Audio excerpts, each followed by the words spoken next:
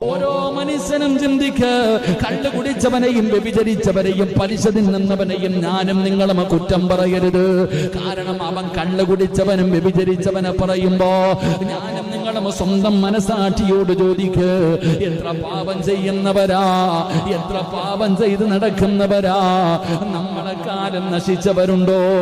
പടച്ചവനെ അല്ലാഹുവേ, റബ്ബ് നമുക്ക് ചെയ്ത അനുഗ്രഹങ്ങൾ മുഴുവനും ഇരുകൈയും നീട്ടി സ്വീകരിച്ചിട്ട് അല്ലാഹുവിനെ നന്ദികേട് കാണിച്ചുകൊണ്ട് കള്ളുകുടിയൻ നിസ്കരിക്കുന്നില്ല, ഞാൻ നിസ്കരിക്കുന്നുണ്ട്.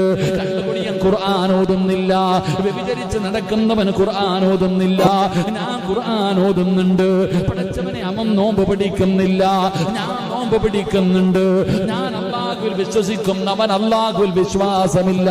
അവന് പടച്ച റബ്ബിനെ അറിയില്ല, ഖബറിനെ കുറിച്ച് അറിയില്ല, മരണത്തെ കുറിച്ച് അറിയില്ല, പരലോകത്തെ കുറിച്ച് അറിയില്ല, നരകത്തിന്റെ തട്ടുകളെ കുറിച്ചറിയില്ല, നരകത്തിന്റെ ശിക്ഷയെ കുറിച്ചറിയില്ല.